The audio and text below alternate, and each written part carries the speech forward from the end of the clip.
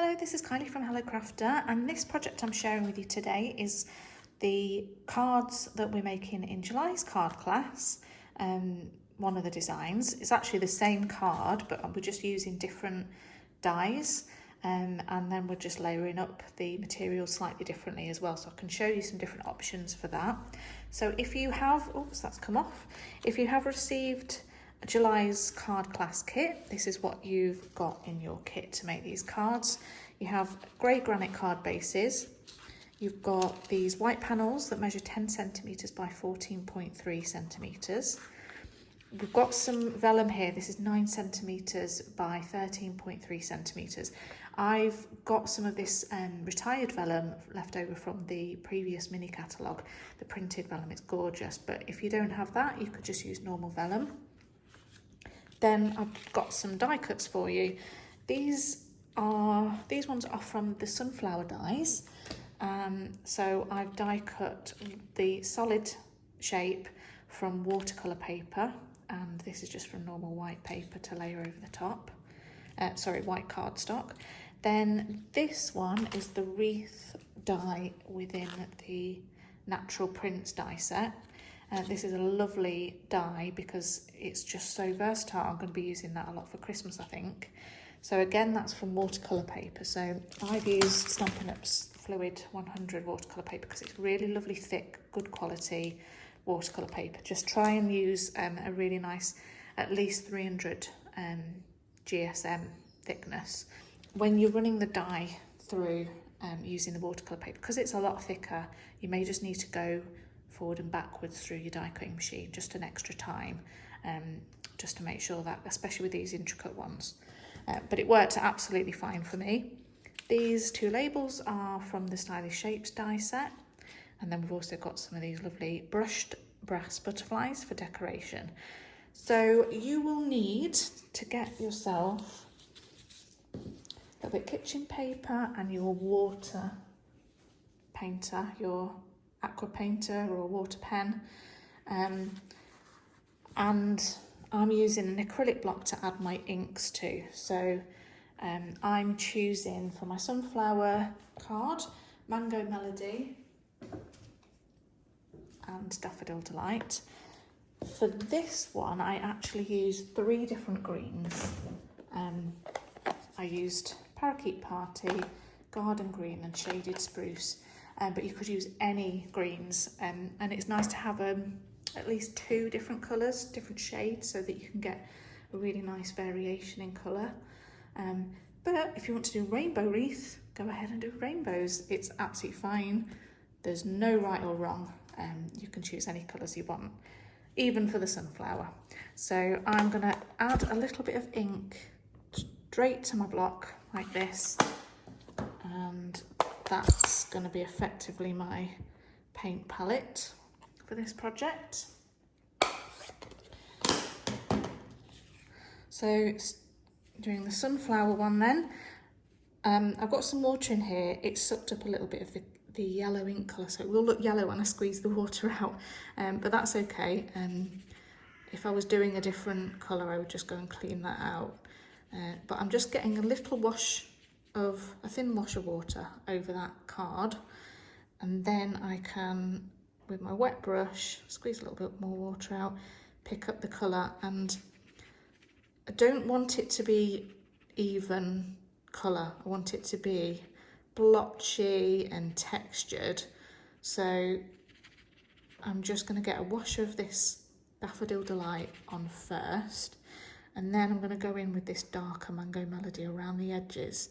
So I quite want these edges to be a bit darker. And then once I've got a layer of colour on, I can then dry it off with my heat tool, or just leave it to dry. It shouldn't take long. And then I can go in and add some more texture, and I'll show you what I mean when that's dry.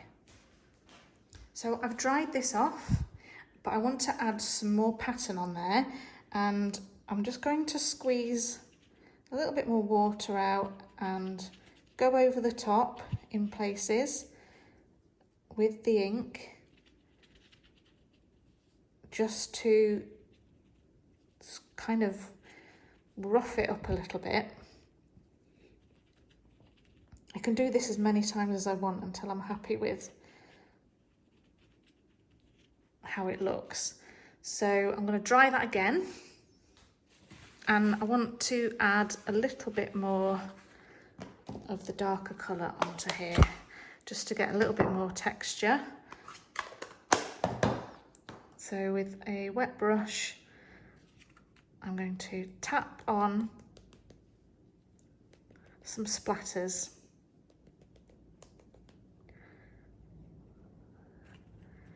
And then just pick up the edges a little bit again.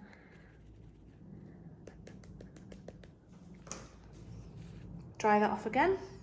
So that's what it looks like when I finish with it. I'm quite happy with that. I like all the different sort of splatters and different shades of the yellows that I've got going on there. So I'm happy with that.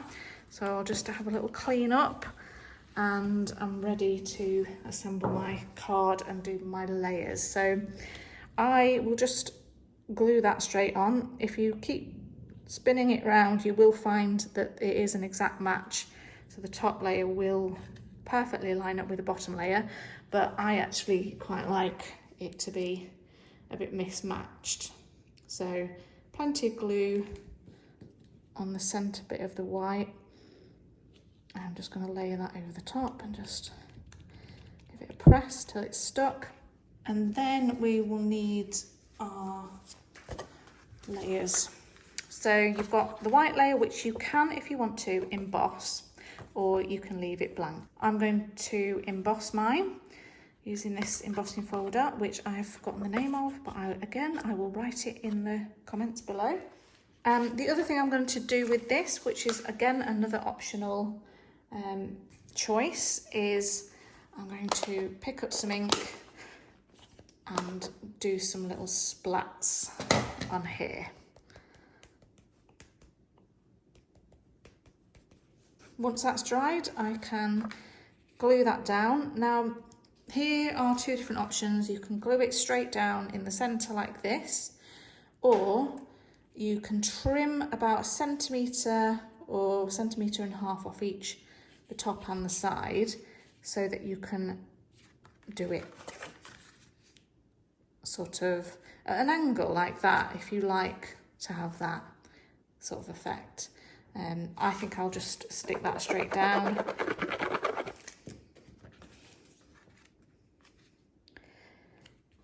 And there are also a couple of options for your vellum layer as well. I've trimmed that down a little bit just because I was doing it offset. I've trimmed mine down on this card just a little bit so that I can offset it.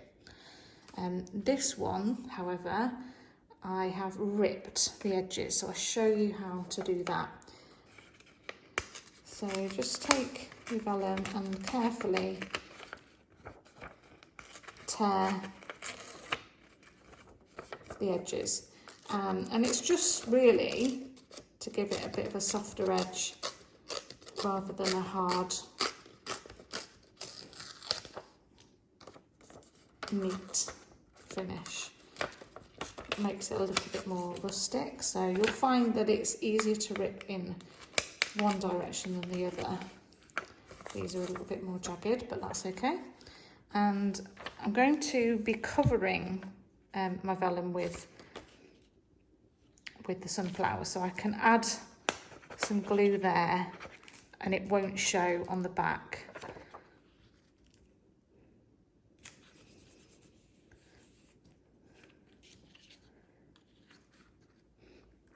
So I'll glue my sunflower down on top, and then I just need to add sentiment. So you can add a little stamp sentiment there. This stamp set is great for this shape because your greetings are just nice and straight. So I'll get a thank you, I think. And you can just use one of the colours that you've used to colour your die cut pieces with, so that everything matches.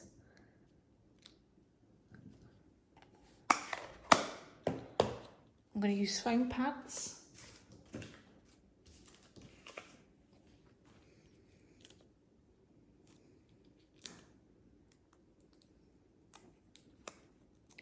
can put your sentiment there at the bottom or right in the centre there,